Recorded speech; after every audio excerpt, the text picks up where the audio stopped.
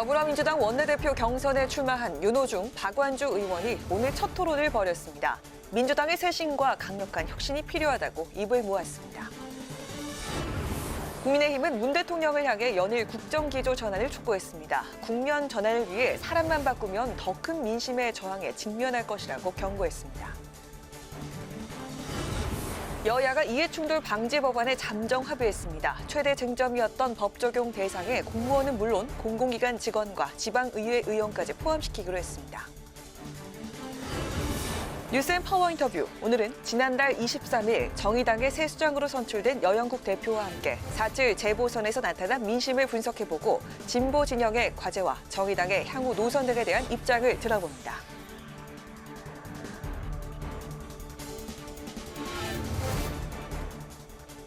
여러분 안녕하십니까? 4월 13일 의정 종합뉴스 뉴스엔 시작하겠습니다. 더불어민주당 원내대표 경선은 윤호중, 박완주 의원의 양자 대결로 펼쳐지는데요. 두 후보가 오늘 첫 토론회에서 맞붙었습니다. 윤 의원은 개혁 입법과 내년 대선 승리 목표를 제시한 반면 박 의원은 좀 더 혹독한 내부 비판과 함께 당 안팎의 소통을 강조했습니다. 한도영 기자가 보도합니다.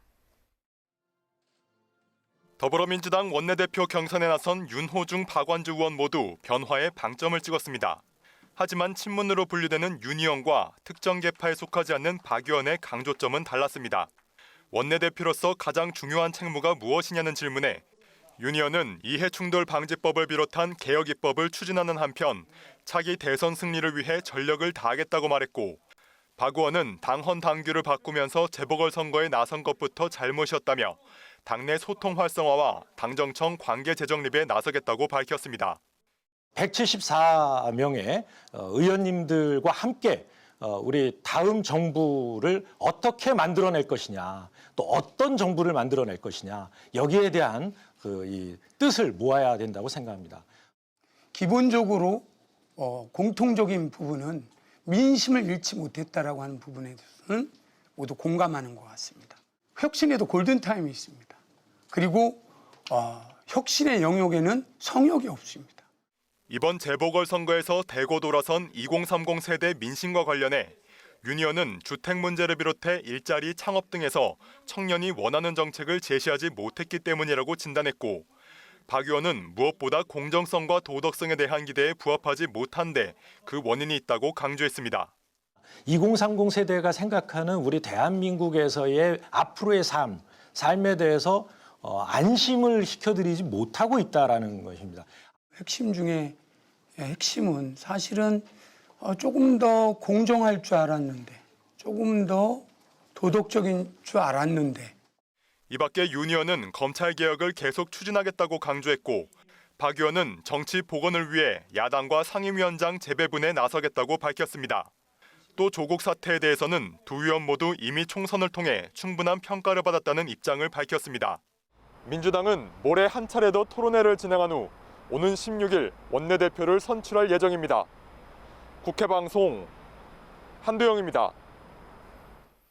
청와대가 이번 주 참모진 개편을 시작으로 4개 부처 장관과 국무총리까지 순차적으로 교체할 것으로 알려졌는데, 국민의힘은 사람보다 국정기조를 바꿔야 한다고 비판했습니다. 김희연 기자가 보도합니다. 국민의힘은 청와대가 인적 쇄신으로 4.7 재보선 패배 국면 전환을 시도하지만 중요한 건 국정기조 전환이라고 강조했습니다. 주호영 대표 권한대행은 문재인 대통령이 사람만 바꿔서 이전 정책을 그대로 밀고 나간다면 더 큰 민심의 저항에 직면하게 될 것이라고 주장했습니다. 이종배 정책위의장도 재보선에서 나온 민심은 정책 쇄신을 요구하고 있다며 전면적인 정책 쇄신만이 문재인 정부의 레임덕을 최소화하는 길이라고 밝혔습니다. 국정 방향은 바꾸지 않은 채 사람만 바꾸어서 이 방향대로 하라면 그게 무슨 쇄신이고 민심을 받아들이는 것이겠습니까? 국민의힘은 또 정무수석의 이철희 전 의원을 비롯한 상당수 여권 인사들이 하마평에 오르내리는 것과 관련해 코드 인사나 회전문 인사를 단행한다면 현재 난국을 헤쳐나갈 수 없을 것이라고 주장했습니다. 국민의힘은 문재인 대통령이 어제 밝힌 백신 수급 계획에 대해 비판하면서 공세를 이어갔습니다. 주호영 대표 권한대행은 문 대통령이 안전성 검증이 끝나지도 않은 노바백스 백신 공급을 언급하면서 국민을 희망 고문하거나 실험 대상으로 삼으려는 건 아닌지 이해할 수 없다고 주장했습니다. 그러면서 미국에서는 다음 달 화이자 백신 여유분이 생기는 것으로 안다며 한미 정상회담이 추진되면 미국의 여유분 백신을 구하는 노력을 해야 한다고 강조했습니다. 국회방송 김희연입니다. 여야가 이해충돌 방지 법안의 최대 쟁점이었던 법 적용 대상의 이견을 좁히면서 잠정 합의안이 나왔는데 공직자의 범위를 공공기관 직원과 지방의회, 의원까지 확대했습니다. 여야는 내일 정무위에서 이해충돌 법안을 의결하겠다는 방침입니다. 보도에 강민지 기자입니다. 공직자 이해충돌 방지 법안의 4월 국회 통과 가능성이 커졌습니다. LH 사태 이후 여야가 수차례 논의했지만 합의에 이르지 못하다 재보선 이후 법안 처리가 시급하다고 판단하면서 논의가 급물살을 탔는데 어제 오늘 이어진 법안 심사에서 여야가 잠정 합의안을 마련한 겁니다. 쟁점은 법 적용 대상이었는데 공직자 범위를 공무원은 물론 공공기관 직원과 지방의회 의원 등으로 넓혔습니다. 또 이른바 김영란법인 청탁금지법에 포함되는 사립학교 교직원과 언론인은 적용 대상에서 제외했습니다. 다만 언론관계법이나 사립학교법과 같은 개별법에 이해충돌 조항을 넣는 방향으로 보완하기로 했습니다. 또 재산신고 의무 대상에 공직자의 배우자 직계 존비속은 포함하지 않기로 했습니다. 이에 따라 공무원과 공공기관 산하 직원 등 189만 명이 적용 대상이 됩니다. 처벌 수위는 권익이 아닌 징역 7년 이하의 벌금을 같이 부과하는 방향으로 이견을 좁혔습니다. 또 다른 쟁점이었던 소급 적용 부분은 위헌 소지가 있다는 권익위 입장에 여야가 입장을 같이 하면서 소급 적용을 하지 않는 방향으로 가닥이 잡힌 것으로 알려졌습니다. 공직자 이해충돌 방지법을 더 이상 늦출 이유도 명분도 없습니다. 더불어민주당은 4월 임시국회에서 최우선 입법과제로 공직자 이해충돌 방지법을 처리하겠습니다. 정무위 소위는 당초 오늘 의결까지 시도할 예정이었지만 정부와의 조율을 위해 의결을 하루 미뤘습니다. 정부는 이해충돌 방지법에 들어갈 공직자의 직무 관련 부동산 신고 조항이 공직자윤리법과 중복된다고 주장하고 있습니다. 여야는 정부와 협의를 마친 뒤 바로 법안 심사 소위를 열고 의결하겠다는 방침입니다. 이해충돌 방지 법안이 내일 정무위 소위를 통과하면 전체 회의와 법사위를 거쳐 오는 29일 본회의에서 통과될 것으로 보입니다. 국회방송 강민지입니다.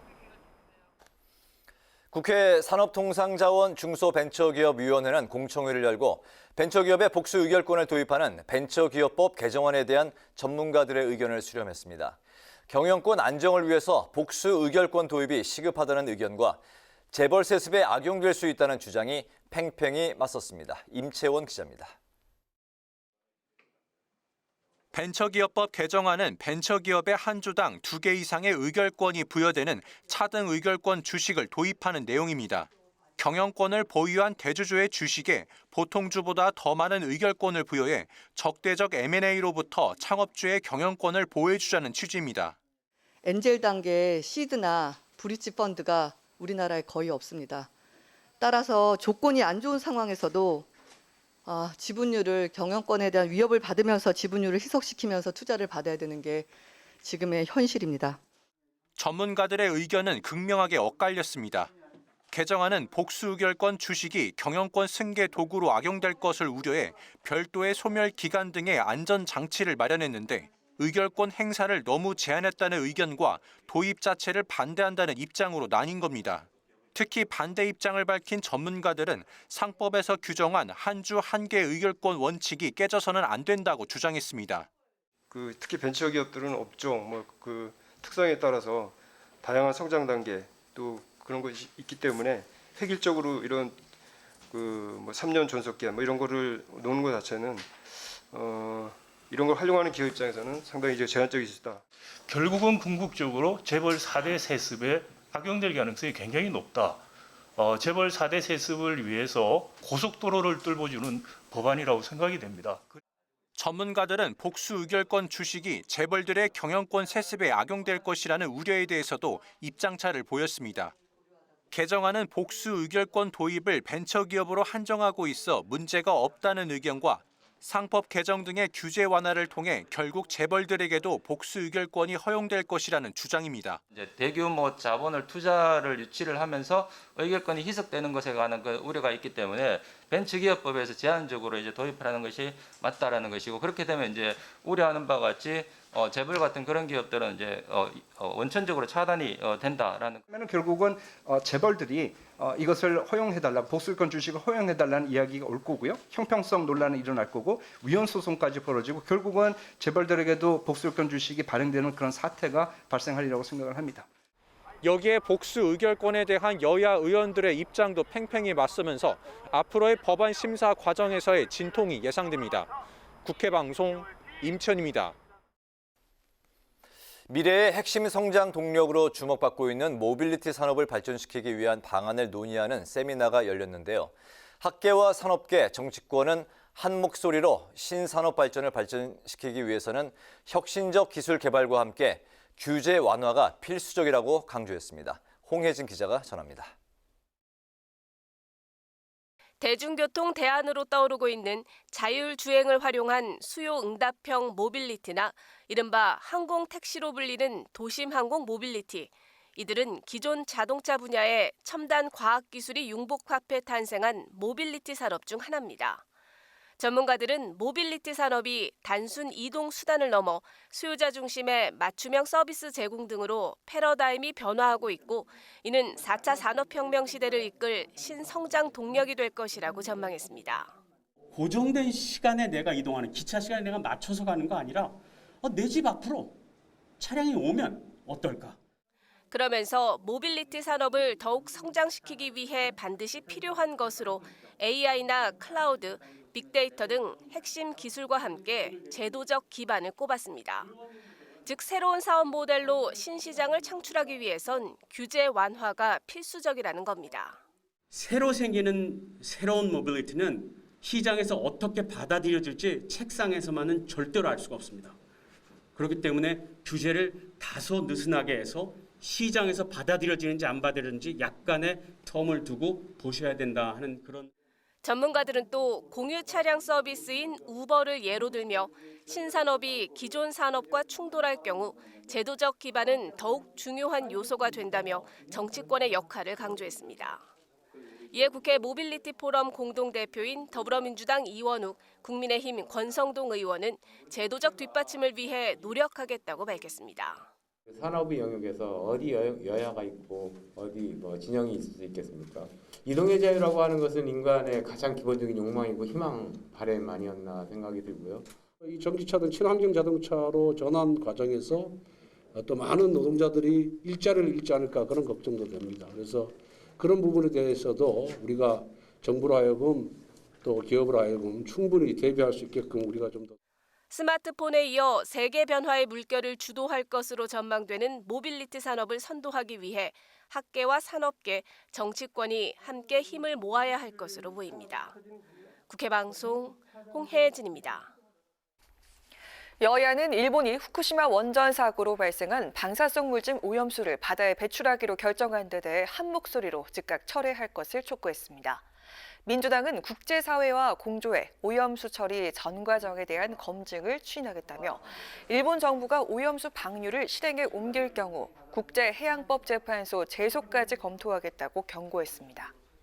국민의힘은 일본의 방출 결정 철회를 위해 초당적 협력을 아끼지 않겠다며 정부가 가능한 외교 채널을 모두 가동해 신속하고 엄정한 대응책을 마련해 줄 것을 당부했습니다. 더불어민주당 3선 의원들이 오늘 4.7 재보궐선거 참패 이후 첫 모임을 갖고 당 쇄신책을 논의했습니다. 윤관석 의원은 브리핑에서 뼈를 깎는 성찰과 혁신을 다짐했다며 특히 부동산 정책이 선거 참패의 주요 원인 중 하나였다고 보고 정책 재검토가 필요하다는데 공감대를 이뤘다고 밝혔습니다. 또 최근 당내 초재선 의원들이 제기한 쇄신안에 대해서는 적극 공감한다며 당 중진으로서 더 큰 책임감을 느낀다고 말했습니다. 국민의힘 지도부가 5년 만에 정부가 주관하는 세월호 참사 추모식에 참석합니다. 김상원 원내수석 부대표는 주호영 대표 권한대행과 원내 지도부가 오늘 16일 경기도 안산 화랑유원지에서 열리는 세월호 참사 7조기 기억식에 참석할 예정이라고 밝혔습니다. 그러면서 국민의힘은 세월호와 같은 참사가 다시는 발생하지 않도록 안전한 대한민국을 만들기 위해 최선을 다하겠다고 강조했습니다.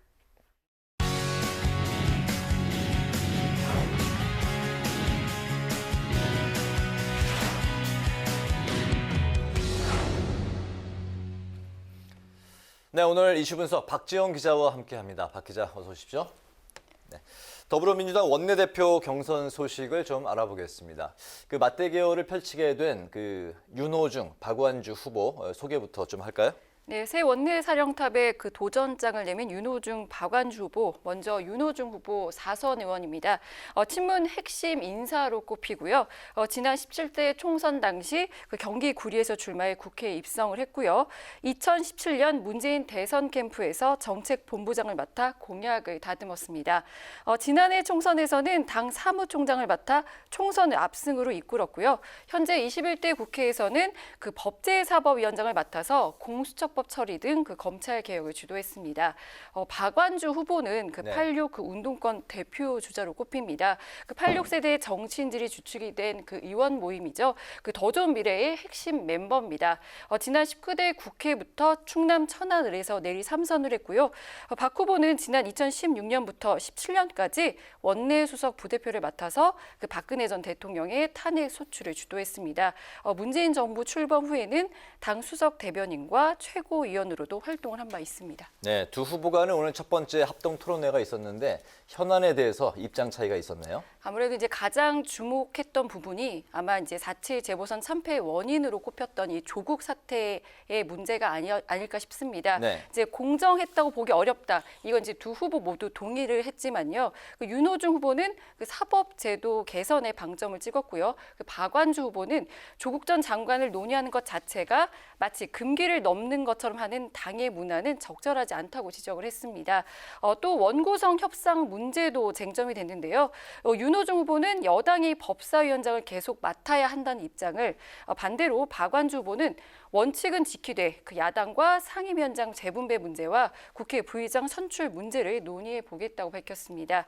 현재 이제 친문이 좀 당 주도권을 잡고 있어서 이 윤호중 후보 당선이 유력하다는 이제 전망이 좀 우세한데 그 자성과 이제 혁신의 목소리도 커지고 있는 만큼 이번 원내대표 선거 결과 끝까지 지켜봐야 할 것 같습니다. 네, 원내대표 경선 후보 합동 토론회가 이제 한 번 더 남아 있죠. 이제 16일 금요일에 이제 원내대표 선거가 치러지는데요. 그 전에 15일 한 번 더 토론회를 합니다. 오늘과 마찬가지로 유튜브 당 채널을 통해 생중계를 하고요. 네. 앞서 내일은 그 초선 의원 모임이죠. 그 더민초가 두 원내대표 후보를 초청을 해서 토론회를 여는데요. 비공개로 진행을 합니다. 네. 초선 의원들은 그 두 원내대표와 함께 4.7 재보선 참패 원인과 그 당 쇄신 방안 등을 주제로 토론을 진행할 예정인데요.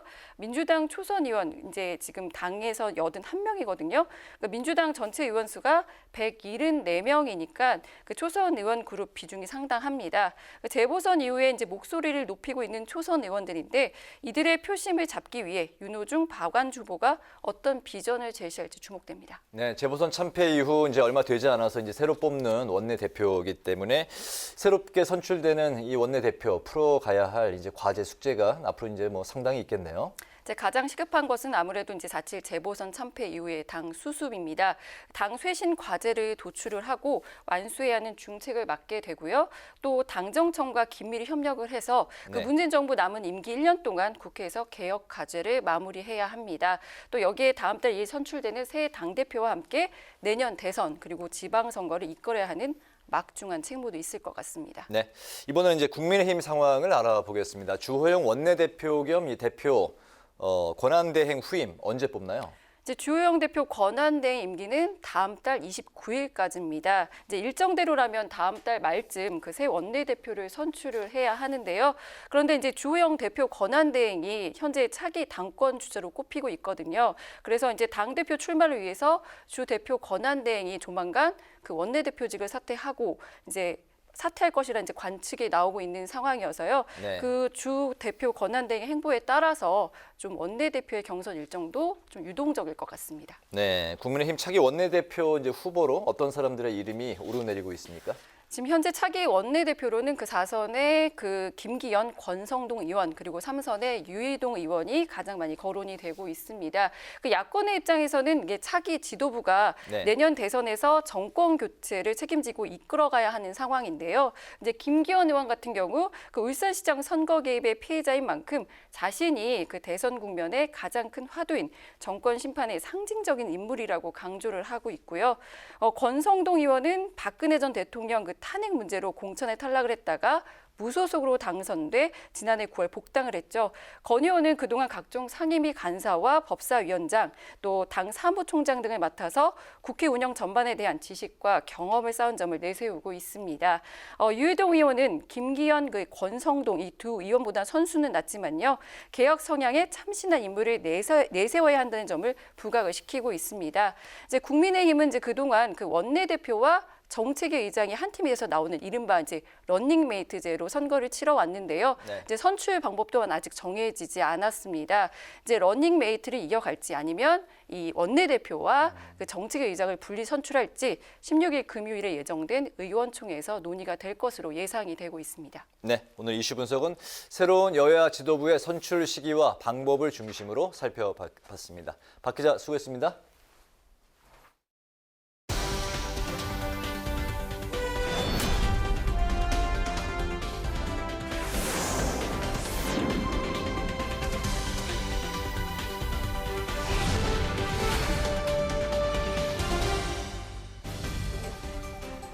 강하락의 정치톡 시간입니다. 4월 13일 시선을 집중시킨 정치 뉴스 만나보시죠. 오늘의 첫 번째 정치톡은 파죽지세 윤석열입니다. 4.7 재보선이 끝난 뒤 정치권과 유권자의 관심은 이제 내년 대선으로 향하고 있죠. 재보선 이후 첫 여론조사에서 윤석열 전 검찰총장이 오차범위 밖에 우세를 보이면서 차기 대권주자 선호도 1위를 기록해서 눈길을 끌었습니다. 지난 주말 리얼미터가 JTBC 의뢰로 차기 대권주자 선호도를 조사한 결과 윤 전 총장이 36.3%로 지지율 1위를 기록했고요. 이어서 이재명 경기지사가 23.5%, 이낙연 전 더불어민주당 대표가 12.3%로 나타났습니다. 가상 양자 대결에서도 이 지사와는 11.4%포인트 차, 이 전 대표와는 19.5%포인트 차를 보이면서 윤 전 총장이 여유 있게 앞섰습니다. 윤 전 총장의 독조 체제가 굳어지면서 이 지사와 이 전 대표가 뒤를 쫓는 구도를 형성하고 있는 양상인데요. 최근 윤 전 총장이 노동 전문가인 정순국 교수를 만나 청년 일자리 문제를 논의한 것으로 알려지면서 사실상 대권 행보에 나섰다는 해석이 나오고 있습니다. 또 윤 전 총장 관련 책들도 잇따라 출간되면서 윤석열 바람에 힘을 싣고 있는 모습입니다. 이 때문에 정치권에선 이미 윤석열 쟁탈전이 시작되는 분위기인데요. 금태섭 전 의원은 어제 윤 전 총장 같은 분도 정치할 수 있는 틀을 만들어야겠다는 생각이라면서 창당에 나설 것을 시사하기도 했죠. 하지만 4.7 재보선에서 승리하며 야권 정계 개편 중심으로 떠오른 국민의힘은 윤 전 총장이 제3지대로 갈 가능성은 낮다며 영입에 자신감을 보이고 있습니다. 윤석열 전 총장이 잘 아신다면 통합 내지 입당하는 것은 시기의 문제이지 끝까지 제3지대로 남아서 가는 상황은 가능성이 낮다고 보고 있습니다.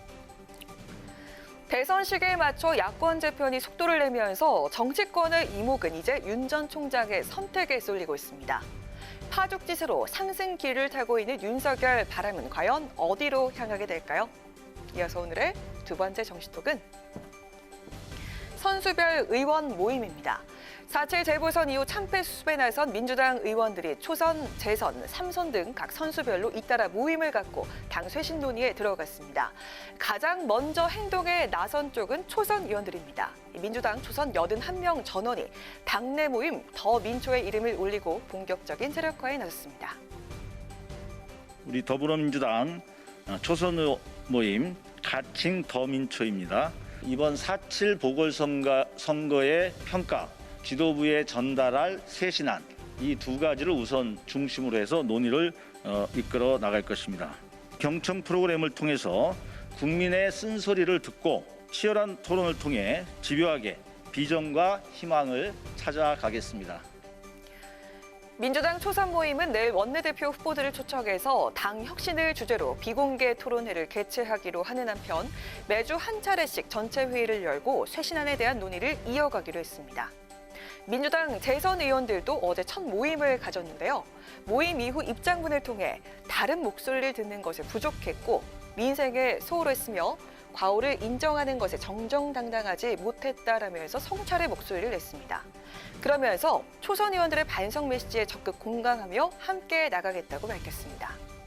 오늘은 3선 의원들이 재보선 참패 후 처음으로 공식 모임을 갖고 수습 방안을 논의했는데요. 당의 중진으로서 더 큰 책임을 느낀다며 역시 자성의 목소리를 냈습니다. 4월 7일 재보선을 통해 확인된 준엄한 민심에 철저한 반성과 성찰, 뼈를 깎는 혁신을 다짐하고 앞장서겠습니다. 초선과 재선 의원 간담회에서 나온 의견과 문제의식을 공감하며 존중을 표하고 당의 중추를 담당하는 3선으로서 더 큰 책임감을 갖고 함께 해결해 나가겠습니다. 재보선 이후 참패 원인을 놓고 내홍이 계속되고 있는 민주당. 각 선수별로 불붙고 있는 쇄신 논의가 당의 혼란을 잠재우고 새로운 변화를 이끌어낼지 지켜봐야겠습니다. 지금까지 강아랑의 정치톡이었습니다.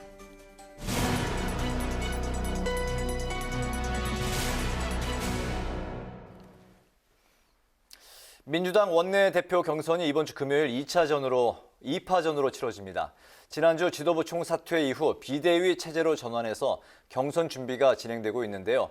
더불어민주당 비상대책위원이자 초선 모임 더민초 소속이신 신현영 비대위원을 전화로 연결해서 비대위 활동과 초선들의 입장까지 들어보도록 하겠습니다. 위원님 나와 계시죠? 안녕하세요. 예, 안녕하세요. 더불어민주당 신현영입니다. 네, 안녕하십니까. 지난주 더불어민주당이 비대위 체제에 이제 돌입을 했는데요. 일단 비대위 임기가 원내대표 경선이 치러지는 이번 주 금요일까지이기 때문에 좀 짧은데 비대위의 구체적인 역할과 활동은 어떤 겁니까? 예, 비대위 임기는요. 원내대표가 확정되는 그 이번 주 금요일에는 도종환 위원장만 교체가 되는 것이고요. 그 비대위원들은 그대로 가다가 5월 2일 그리고 당 대표가 확정되면 그때 새로운 지도부한테 인계를 하게 되는 예정입니다. 지금 비대위에서는 로드맵을 다음과 같이 정하고 있는데요. 1단계로는 경청과 소통을 위한 현장 방문, 그리고 2단계로는 혁신 과제와 실행 방안을 도출하는 단계, 그리고 마지막에는 3단계 신임 지도부가 들어오면 혁신 과제를 실행하는 방향으로 계획하고 있습니다. 네, 원내대표 선거가 끝나면 다음 달 2일엔 전당대회가 열리는데요. 당초 최고위원은 당 중앙위에서 선출하기로 비대위가 의결했었는데 사흘 만에 전당대회에서 선출하기로 이렇게 바뀌었습니다. 변경하게 된 배경이 궁금하고요. 그럴 경우 다시 주류인 친문 중심 지도부가 되는 것 아니냐는 우려에 대해서는 어떤 입장이십니까? 예, 우선은 친문이나 비문이냐 이런 식으로 편가르기 하는 게 지금 상황에서는 중요한 이슈가 아님을 국민 여러분께서 더욱 잘 알고 계실 거라고 생각이 들고요. 정말 우리가 보선 패배 이후에 어떤 혁신 과제를 잘 도출해서 냉정한 판단과 함께 쇄신을 할 것이냐가 매우 중요할 것으로 보입니다. 특히나 이번에 중앙위원회에서 선출하기로 하다가 전당대회 선출로 재의결된 바가 있는데요. 실제로 민주당의 당헌 당규에 의하면 최고위원회 그리고 당대표는 전당대회에서 선출하는 것을 기본으로 한다는 규정이 있기 때문에 이를 존중한 것입니다. 네.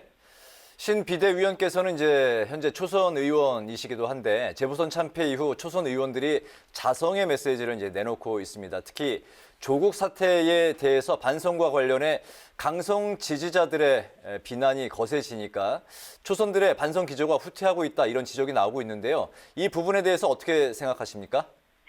제가 판단했을 때는 후퇴했다고 보지 않습니다. 초선 의원들이 계속해서 자신들의 의견을 정립하고 설명해 나가는 과정 중에 있고요. 그 과정에서의 더 민초라는 모임도 조직화된 바가 있습니다. 지속적으로 비공개 모임을 통해서 당에서 어떤 혁신 방향을 가져갈 것이냐, 그리고 이런 것들을 실행하는 데 있어서 초선 의원들의 역할은 무엇일 거냐에 대해서 고민을 할 예정이고요.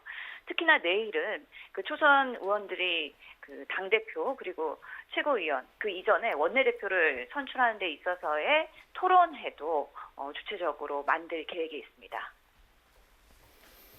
네, 초선 의원들이 당의 혁신 방향에 대해서 이제 여러 논의를 하고 있는데요. 다음 달 열리는 당대표 최고위원 경선에 후보를 내는 방안도 추진하고 있다고요. 예, 맞습니다. 적극적으로 초선들이 이제 민주당 내에서의 의사결정 구조에 참여하기 위해서는 이런 초선들의 역할 그리고 이를 대표할 수 있는 누군가는 필요할 거라는 공감대가 있는 상황이고요. 그만큼 우리 내부에서의 의사결정 구조를 쇄신해야겠다라는 그런 공감대 바탕으로 해서 여러 가지 목소리를 내고 또 그런 것들에 대해서 계속해서 비판적인 그런 입장을 견지하면서 우리 당이 쇄신할 수 있도록 최선을 다할 거라는 말씀 드리고 싶습니다. 네, 오늘 말씀 잘 들었습니다. 고맙습니다. 감사합니다. 네, 지금까지 신현영 더불어민주당 비상대책위원이었습니다. 준엄한 심판으로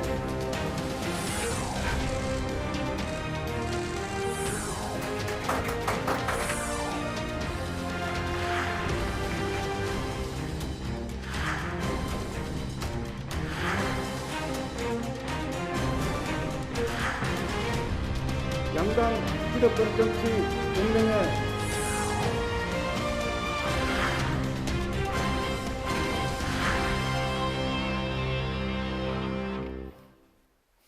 네, 이번 시간은 뉴스앤 파워 인터뷰 코너입니다. 4.7 재보선 이후 정치권은 전혀 재정비에 들어갔는데요.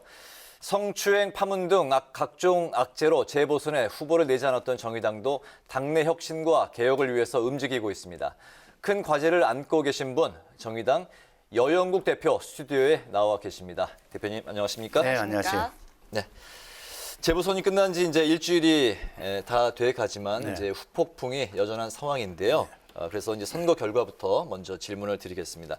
이번 재보선 유권자들의 표심에 담길 의미, 정의당에서는 어떻게 바라보고 계십니까? 우선 정의당 후보가 못 나가서 가장 좀 아쉽고요. 이번 선거는 누가 봐도 문재인 정부에 대한 심판, 성격이 강했다. 이렇게 또 보여지고 양당 기득권 정치가 더욱더 공고히 된 그런 선거 결과로 나타났고 촛불을 배신한 정부 때문에 촛불로 탄핵된 세력이 다시 화려하게 부활하는 참 불행한 선거였다. 저도 이렇게 보고 있습니다. 그 원인은 뭐 여러 가지 있겠습니다만 우선 집권 여당이 180석이라는 이 거대 어석에 너무 좀 오만해지던 게 아닌가 좀 이렇게 보고 있고 오히려 이제 민생을 챙기기보다는 정권을 지키는데 너무 치중한 게 아닌가 좀 이런 생각을 하고 있습니다. 네, 정의당에선 이번 재보선에 후보를 내지 않았기 때문에 사실상 한 걸음 뒤로 물러서 있었는데 이 선거 막바지에 박영선 후보가 정의당에게 SOS를 보냈습니다. 그런데 정의당이 거부를 했죠. 기존에 정의당을 지지하던 표심은 어느 쪽으로 갔을 거라고 생각을 하십니까? 뭐 분명한 것은 기득권 양당에는 투표를 하지 않았을 거다. 좀 이렇게 좀 보고 있고요. 다만 이제 투표를 안 했거나 또는 다른 정의당의 가치 지향과 비슷한 그런 진보정당 후보에게 투표를 하지 않았을까 이렇게 예측을 하고 있습니다. 네, 알겠습니다. 이번에 이제 또 하나 눈길을 끄는 결과가 이제 3위인데요. 3위라는 의미가 뭐냐면 서울에서는 이제 허경영 후보, 부산에서는 정규재 후보 같은 이제 군소 후보들이 1% 이상의 이제 그 득표를 했는데 그러면서 이제 3위를 차지했습니다. 특히 서울에서 이제 진보 진영 후보들이 허경영 후보한테 이제 밀렸어요. 진보 정당의 미래가 또 이제 회생이 가능하겠냐 이런 이제 이야기가 나오고 있는데요. 어떻게 생각하십니까? 뭐 우선 저는 꼭 그렇게는 보지를 않습니다.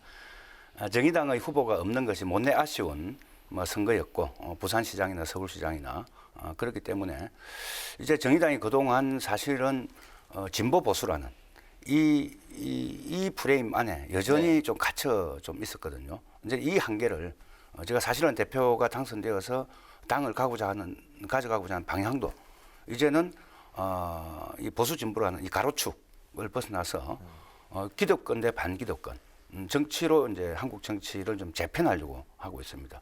이렇게 저희들이 이제 뚜렷이 방향 전환을 하게 되면은 저는 분명히 정의당을 중심축으로 해서 한국 사회의 제3 정치 세력으로 다시 부상할 거다 이렇게 전망을 하고 있습니다. 네, 진보 진영이 풀어가야 할 과제를 이제 기득권과 반기득권에 대한 앞으로 이제 풀어갈 그런 숙제로 바라보고 계시군요. 그렇습니다. 이제 지금 우리 그 집권 여당도 과연 개혁 정당인가 하는 점에서는 이제 정의당은 집권 더불어민주당도 이제는 기득권 정당화되었다. 정치적으로도 국민의힘과 이미 작년 4.15 총선을 통해서 양당 기득권 정치 체제를 더욱더 공고히 했고 부산 가덕도 신공항으로 대표되는 토건에 기초한 이 기득권 이익동맹 체제가 더욱더 공고히 가고 있고 그 과정이 이번 양시장 선거에서 보면 주로 개발을 누가 더 잘할 것인가 이 경쟁으로 치달았거든요. 그런 점에서 볼 때 이런 기득권 정치 체제에서 배제된 그럼으로써 차별받고 좀 불평등에 고통받는 그런 대다수 시민들과 손을 잡는 정치로 좀 확고히 가져가겠다 하는 이런 좀 생각입니다. 잘 알겠습니다.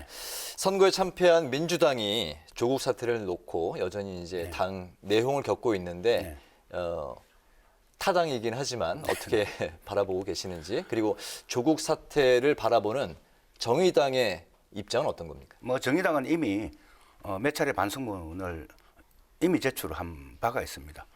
정의당이 국민들로부터 신뢰를 잃은 정의당의 정체성을 상실시킨 하나의 좀 계기가 조국 사태에 대한 정의당의 태도였다고 생각을 합니다. 그래서 이미 작년 총선 때 이미 저희들은 그때 잘못했다 이렇게 국민들에게 분명한 메시지를 전했고요. 지금 민주당이 사실은 이번 보궐선거 이후에 참패 이후에 내홍을 겪는 것에 대해서 뭐 저희들이 가타부타 이렇게 말씀을 드릴 일은 아닌데 다만 여전히 여러 가지 이야기가 나옵니다만 핵심은 기득권을 내려놓는 것이거든요. 작년 위성정당을 통해서 거대 의석을 확보한 이 지점에 대해서는 단 한마디의 반성도 나오지가 않고 있습니다. 그런 점에서 여전히 민주당은 기득권을 내려놓지 않는 가운데 조금 뭐 개선하고자 하는 그런 방향이 아닌가 해서 크게 변화되지는 않을 거다 이렇게 한 가지 보고 있습니다. 질문 더 드리면은 아까 이제 이번 선거를 통해서 기득권 정치가 더 강화됐다고 말씀하셨는데 네네. 어떤 부분입니까? 이게 아까 앞서 말씀드린 대로 사실 제가 좀 여담입니다만 광양에 이제 부동산 요 투기공화국 해체 정당 연설을 가서 아침에 그 생태탕을 한 그릇 먹고 싶어서 진짜 이거는 진짜 아무 생각 없이 생태탕을 쳤는데 오세훈 박영선만 나오는 겁니다. 그러니까 이게 이번 선거에 국민들한테 남은 게 뭔가 어떤 비전을 제시했는가 여전히 이제 말씀드린 대로 지금 이제 코로나로 가장 많은 고통들을 많이 받고 있지 않습니까? 여기에 대한 비전이 있었는가? 또 청년들이 가장 뭐 주거 문제나 일자리 문제 굉장히 고통받고 있는데 여기에 대해서 어떤 비전이 있었는가? 제시를 하지는 않습니다. 또 부동산 투기 문제가 이렇게 국민들을 절망시키고 있는데 오히려 투기를 더 부추기는 이런 개발 경쟁만 서로 했다는 말이죠. 여전히 대한민국의 시대적 과제, 시대 정신이 뒤떨어진 기득권들끼리의 경쟁의 모습이 이번 4.7 보궐선거 때 더 확연히 드러났다. 이렇게 생각을 하고 있습니다. 알겠습니다. 또 정의당에 일단 악재가 터진 이후에 사실은 좀 존재감이 예전 같지 않다 이런 이야기가 나오고 있는데요. 앞으로 정의당의 정체성과 노선 그리고 민주당과의 관계 등은 구체적으로 어떻게 구상을 하고 계신지 듣고 싶습니다. 우선 뭐 민주당하고 관계나 그거는 뭐 국민의힘이나 우리 원내에서 어떤 민주주의를 더 확장하는 과제나 개혁적 과제는 여전히 또 정의당의 가치에 부합하는 것은 여전히 함께 손잡고 일을 할 겁니다. 다만 이제 정의당이 가고자 하는 방향은 그동안 보수와 진보라는 이 프레임에서 벗어나서 기득권 바깥에서 고통받는 그런 국민들과 손잡고 반기득권 정치동맹을 만들어 가겠다 이런 겁니다. 그렇게 해서 무너진 신뢰를 회복하고 그동안 사실은 민주노동당 이후에 좀 복지국가 비전을 민주노동당이 제시해서 이게 이제 일반화되었지 않습니까? 이제 새로운 비전, 변화된 한국 사회 속에서 국민들이 먹고 사는 환경이 더 어려워지고 있습니다.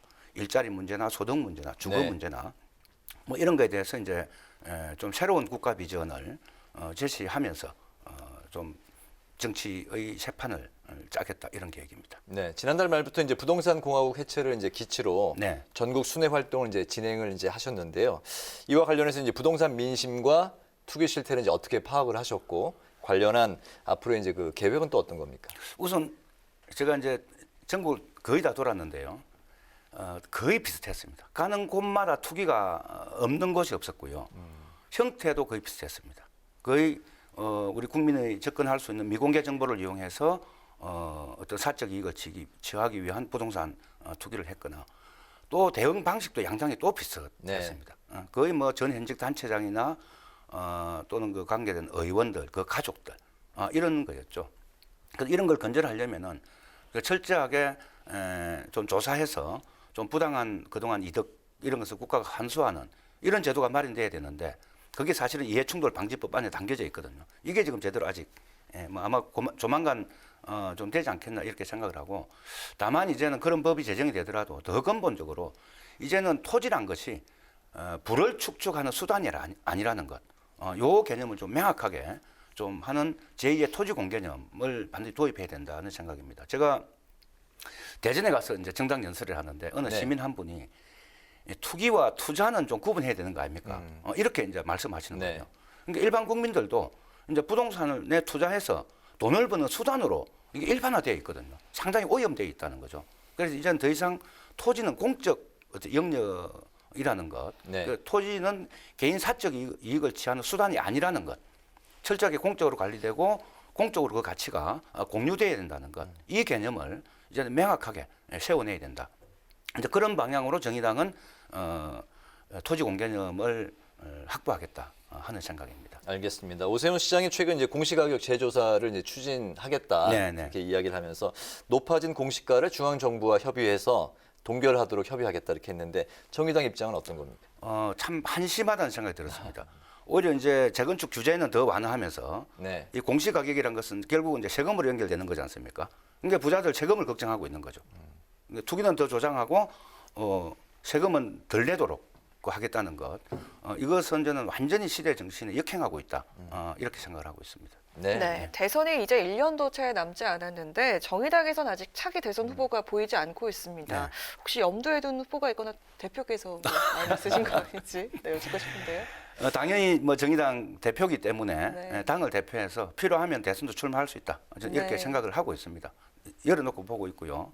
저희 당에는 뭐 심상정 의원부터 이정미 전 대표 훌륭한 분들이 많이 있습니다. 그동안 이제 이 보궐선거라는 이 국민에 묻혀서 국민들 속에 잘 드러나지는 않았는데 일단 현재 계획은 한 11월쯤에 후보를 선출한다는 계획을 가지고 뭐 후보 선출보다 더 중요한 게 정의당만의 국가 비전 제시하는 게 굉장히 중요하다고 생각합니다. 이 새로운 이제 국민들의 이 노동 환경도 많이 바뀌고 있지 않습니까? 이제 디지털에 기반한 플랫폼 자본이 점점 발달하면서 고용은 점점 불안해지고 있거든요. 고용도 줄어들고 있고 이게 지금 제6공화국 헌법 체계로는 이런 달라진 환경을 제대로 수용할 수가 없다.